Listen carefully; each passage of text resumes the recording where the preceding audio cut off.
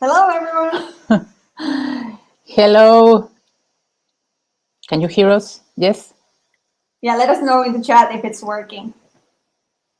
We are live, as you can see. We have a little technical difficulty, but I think now we are good. Yeah. So hello, everyone, and welcome to a new EDUvision season. Exactly. Season number 4. Wow. Yeah. It's been 4 seasons. Exactly. And we're live on YouTube, Facebook, LinkedIn, and as a new platform, Crowdcast. Yes. So hit the thumbs up button if you're watching this episode from YouTube. Exactly. Heart if you're watching from Facebook, and a light bulb if you're watching this from LinkedIn. Exactly. We are so happy to be back. So for those joining for the very first time, we are Melissa and Roxana, and we are part of the Arduino education team. And we will be hosting new episodes every Thursday for the next 10 weeks with new guests and new demos. And today we will have fun with programming and celebrate International Programmers Day.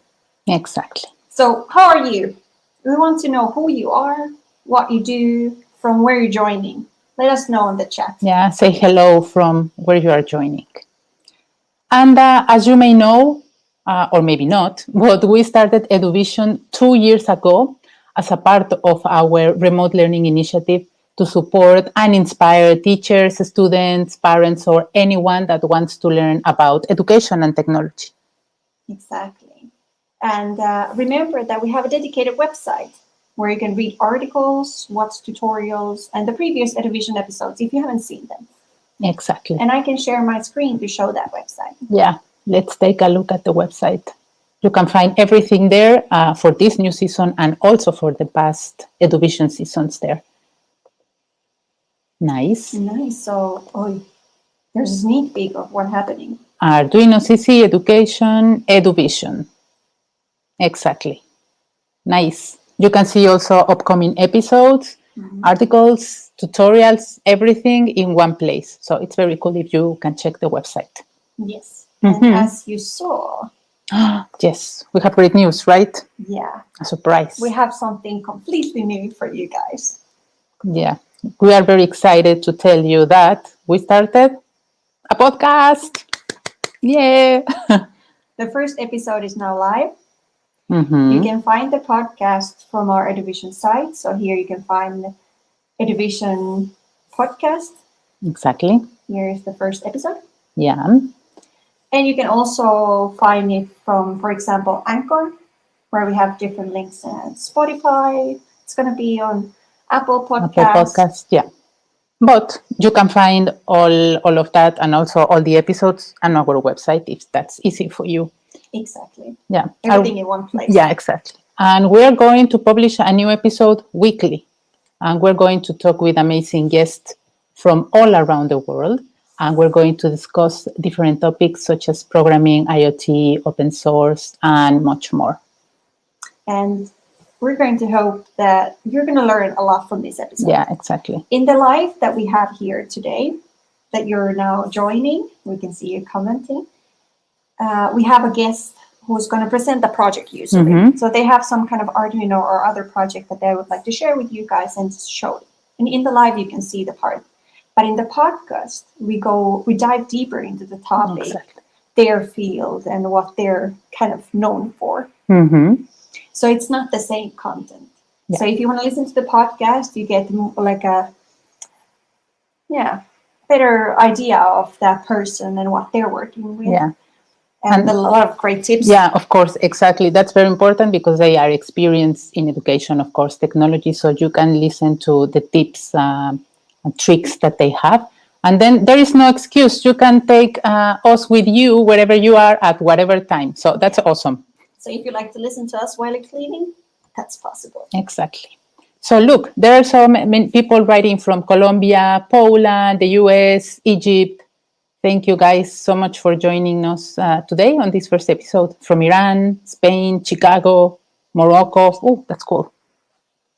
Nice. Poland. Yeah. Many people there. Cool. Thank you so much for joining. So let's get started with today's topic. So next week on September 13, we celebrate the International Programmers Day.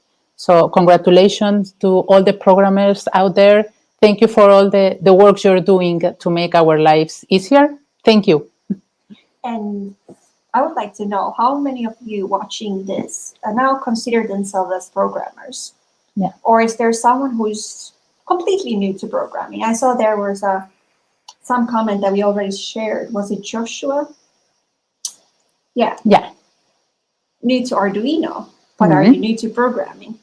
And it's cool because he's a chemist. So that's very interesting. Yeah, as Melissa was asking you, how experienced are you in programming?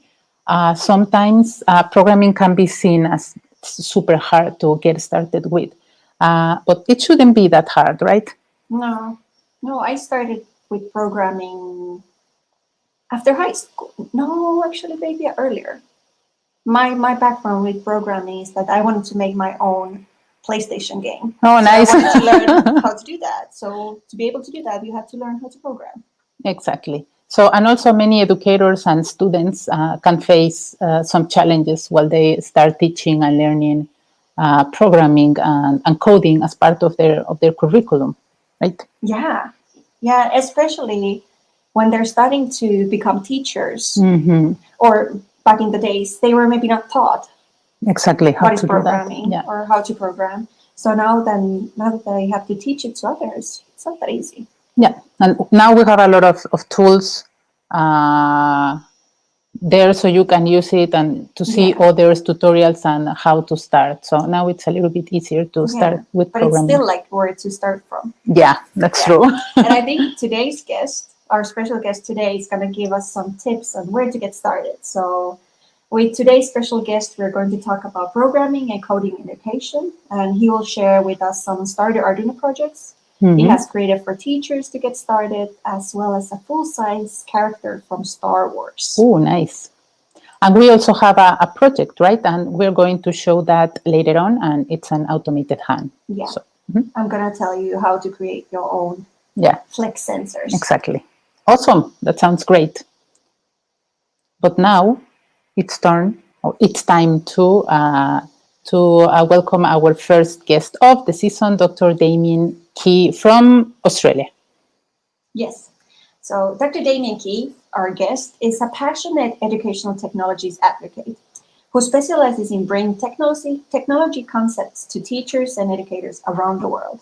Yeah. With a focus in robotics, programming, and electronics, he works to educate teachers on the benefits with which technology can be embedded into their daily classroom activities. Yeah, exactly. We had a super interesting discussion about programming in education and his work to support other educators. And now Damien is going to present us some Arduino projects that he has created, and follow them, the classroom, and 2 others on his own interest. So let's take a look.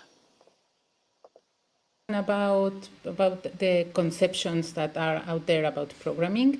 And one of them too is like, oh no, this is maybe could even scary, or it's so hard. Why is it so hard to learn programming? Why people say, oh no, programming? They want to stay out of that. Look, programming, when you dive into the really deep stuff, yeah, it can be really complicated, but there's no reason why getting started should be complicated. There are plenty of tools around there that allow us to teach at a very, not just young, physical age, but people that haven't done, older generations that haven't done programming before. There are so many resources out there just to get them started into this idea of computational thinking and programming.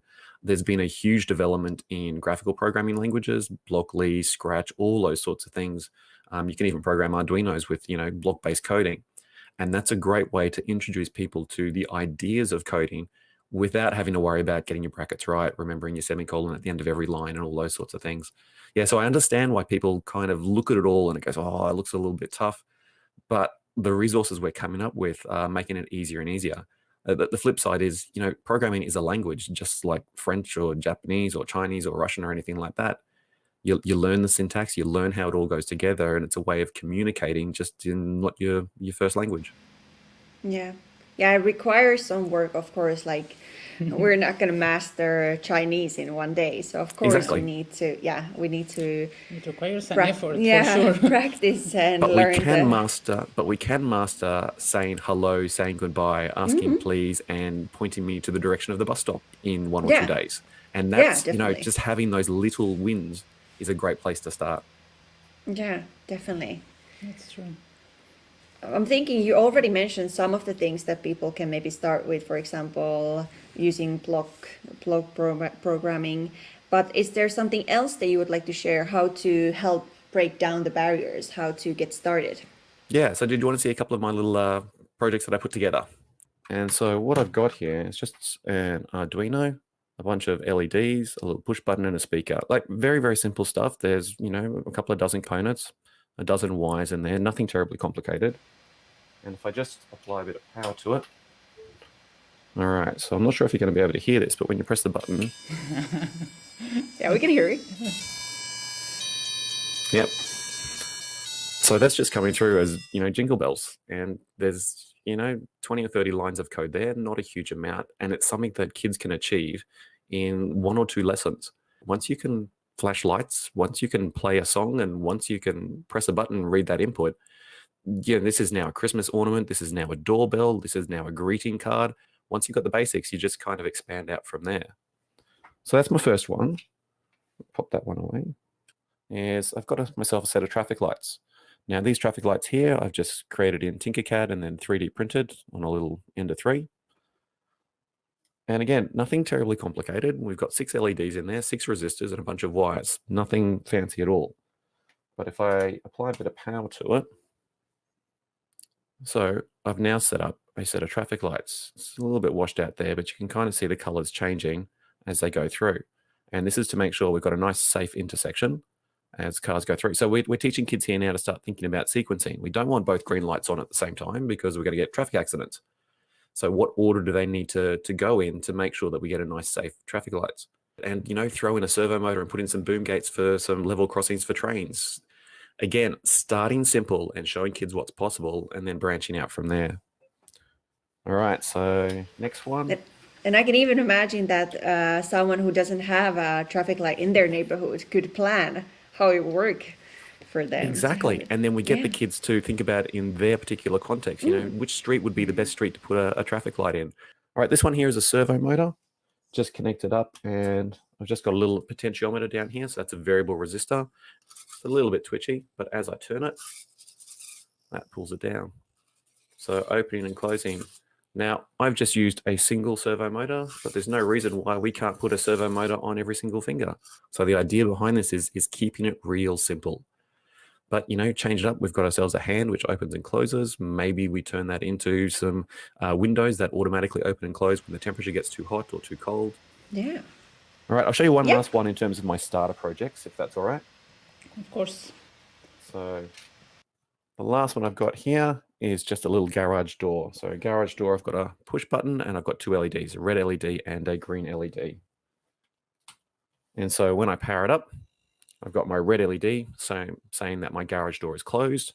And then if I press the button here, the garage opens. Oh, crushed my car a little bit. That's all right. But if you watch the LED, we go to a green LED and back down again. So I've just made a little automated garage door. You also have another Arduino project that is maybe not about education or not for teachers, but would you like to share that one? Yeah, so I've got 2 here. So I've got one that I can show you live, Nice. and then I've got another one that I'm going to talk about. So I'm part of what we call the Great Ball Contraption, this idea that you make a Lego device that moves these little Lego balls from one device to another device. And if we have the same inputs and output dimensions, then it doesn't matter what you build, as long as you know the ball's going to come in at a certain point and the ball's going to leave at a certain point, then you can build whatever you want in between. And so people build these amazing contraptions to move a ball from one place to another place. So this one here this one's not my design. This is someone else's design. And basically it's just cycling the ball through. But there's no reason why I can't have the balls go from here across to the next module, which then send it to the next module, that send it to the next module, that send it to the next module. So one of the projects I did last year was to make this little counter. So this little counter here is just a little Nano on the back, Arduino Nano, that is just connected up to a couple of 7-segment, 4-digit 7-segment displays there. And again, there's nothing complicated about this. I've got half a dozen components that I've soldered to a strip board, and that then goes through to, pull this one up.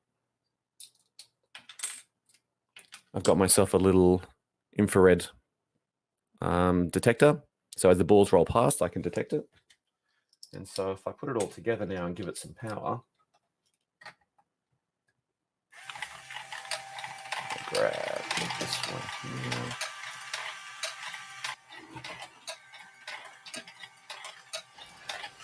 There it goes. So every time a ball goes past, it just counts up, and it's roughly 1 per second. And I've set it up with enough digits that this can go for about 3 days before it rolls over.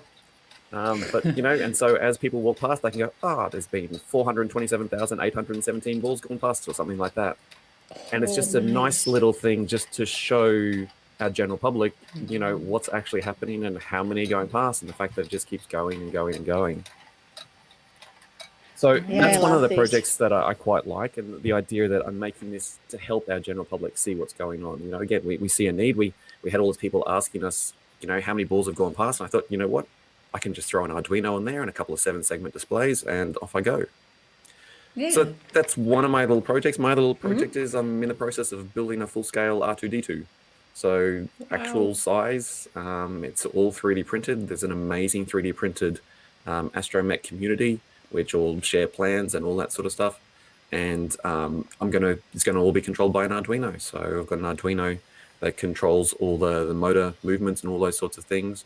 Building my own joystick, interfacing the two with a little RF chip between the two of them, controlled by a couple of scooter motors that'll drive it around.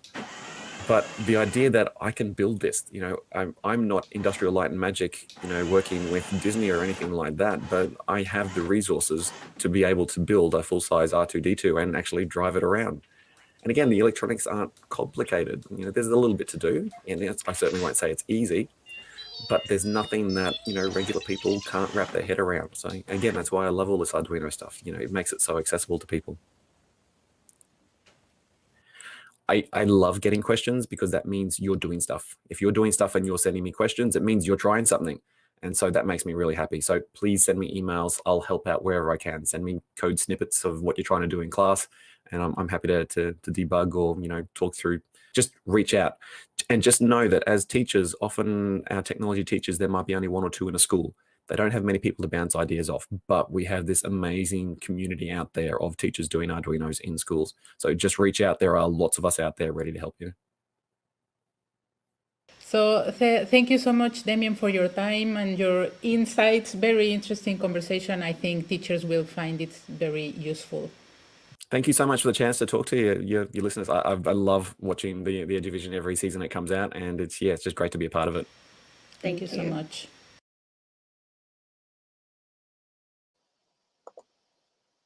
So thank you, Damien. And yes, you see in the end there was the website, so damiankey.com, if you want to know more about his work. Exactly. And again, you can listen to the full interview with Damian Key on our podcast. And the name is Get Inspired, How to Make Programming and Coding Fun in Class. And also we have an article, right? Yeah.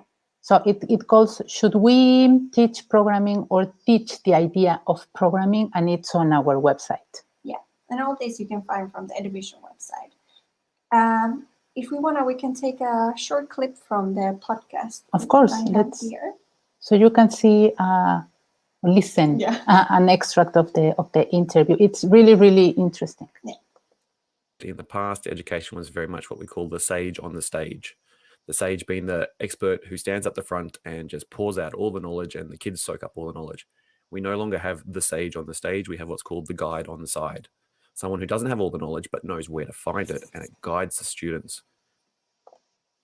So in the podcast, Damien gives more tips for educators how to get started with programming and share his insights on how teaching programming has evolved during the past 10 years or even more.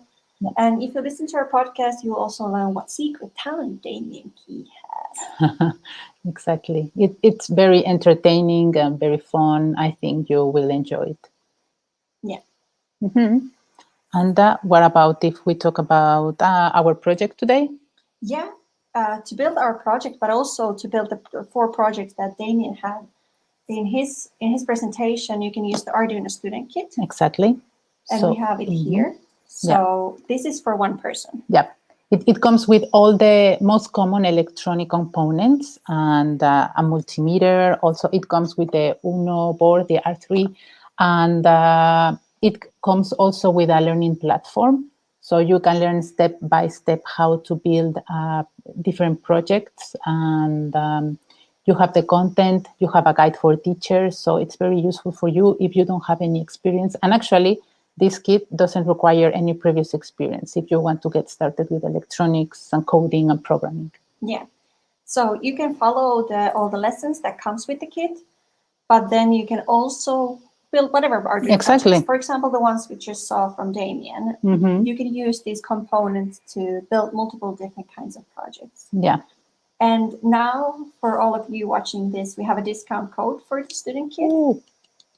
So we have 15% discount until end of this week. So Sunday, the 12th of September. Yeah. So it's great if you want to get started. I was looking at some of the comments, and some of you want to get started, and others already know. But if you want to try and explore more, what can you do? This is a very good way to do that. So yeah.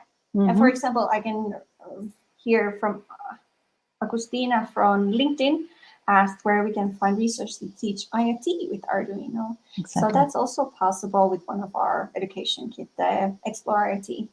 You can find them from there. You can find them from the education site, all the different kits. Exactly. Also, if you want to know more about this student kit. For sure. But yeah, I can present a bit Yes. of the. You take those, and I have well, actually, I can A project that Melissa built. Yes. Yeah. So I inspired from Damien's projects, one of the started projects, Yeah, exactly. that he built. So he had the automated hand there, Mm-hmm. and I also created one. So here you can see the kind of the stuff that I have. But we got actually the idea from Damien. So let me take the project from the project is here. So I have it here. And it's material that you can find easily at home, just cardboard, and what did you have? Tape, of course. Yeah. And Arduino Uno board. Yeah. A proto board. Yeah, exactly. So for this one, let me share my whole screen so you can see. So I have the hand here. So this one has straws, string, servo motor, cardboard. It's really simple, nothing fancy. And then I have, okay, you don't see that much. I can share a picture of this too, but I have a flex sensor. So the idea is that flex sensors, they're pretty expensive and not that many schools have them. So you can create one yourself. And I did that. I can share a picture of it. But the idea is that you could have this in your finger. You could have 5 of these in each finger. And when you do this, it bends with your finger. Or if you, for example, tape it to a glove. So it bends with it. And so the hand moves together with it. Yeah, it's very cool. We filmed a short clip that I can share. So you can see it in action. You can see it in action. I'm moving one of the flex sensors in this one, so you can see the hand doing this kind of exactly movement. So here, so cool. I can show it again. Yes, again. Nice. So this is just for inspiration that, like the next version of Damien's project, I was saying like, I want to build something from your project. He was, do you have a flex sensor? I'm like, no, I don't, but can I build it? So yeah, I can. And if you're interested to know how to build it, let us know in the chat. So of course, we can then create a tutorial for this. Exactly. And remember that if you watch last season, we have really amazing projects from you guys. So we show some of them during the live. And we just want to tell you that you keep doing that, like build a project, or if you already have one Arduino project, you can share that with us, and then we can share with you during the live. And you could also have the possibility of getting some cool Arduino goodies. Yes. So yeah, we love to see what are you doing with Arduino, and also that's also very good because you can inspire others to start building stuff, exactly. right? So on our EDUvision site, we have this button, share your project. There. So if you go there and you have all the information, what to do, what information we need from you, what you can get. And I think the best part is that you get to be part of EDUvision. Yeah, and get some cool stuff. So yeah. And if you don't know what kind of projects, you can check, of course, last episodes, so you can see what kind of projects the audience were sending to us. Yeah. So yeah, check that. Lots of like different kinds of that we hadn't thought Yeah, about. So they were great. So it doesn't have to be super fancy or complex. No, it just send what you are building. We will be more than happy to see what are you doing with Arduino. Yeah. Awesome. So many comments also today. There's a question. Can we use push button in the place of the hand sensor? Of course. I use the flex sensor to move the hand, but of course you could have a button. You could have a string you could have 5 different servo motors, each finger going to one servo motor, and you could have 5 buttons or different kinds of sensors that then trigger different fingers. So whatever comes to your mind, and if you're doing something like that, please share it with us. So this is just like we are saying, it's just like an example, but you can do or tweak whatever you want to, one project that you see out there, you can make your own version. So that's totally fine. Yes, and please, you can add comments even after the live. You can comment our podcast. You can contact us or contact our support if you have any questions. We're really happy to see many of you joining. Yeah, and also if you have an idea or a project that you would like to see, also let us know and we can build it. Or a guest that you would like to That's recommend. That's also true. Yeah. Nice. But that's it for today. Ooh, first episode of season 4. Yes. So thank you for joining, and next week we're going to celebrate Software Freedom Day with a special guest, Nathalie Duponcel from Montreal, Canada. Yeah, with Nathalie, we're going to discuss maker education and open source, and she has a really cool project related to very cool area. Very useful. Yeah. And we will show also an interactive project and much more. So when is that? Next week? Next Thursday. Exactly, 16 at the same time, 5 p.m. Central European Summer Time. So don't miss that episode out. Yep. Thank you for today. Thank you. Take care. Bye. Adios.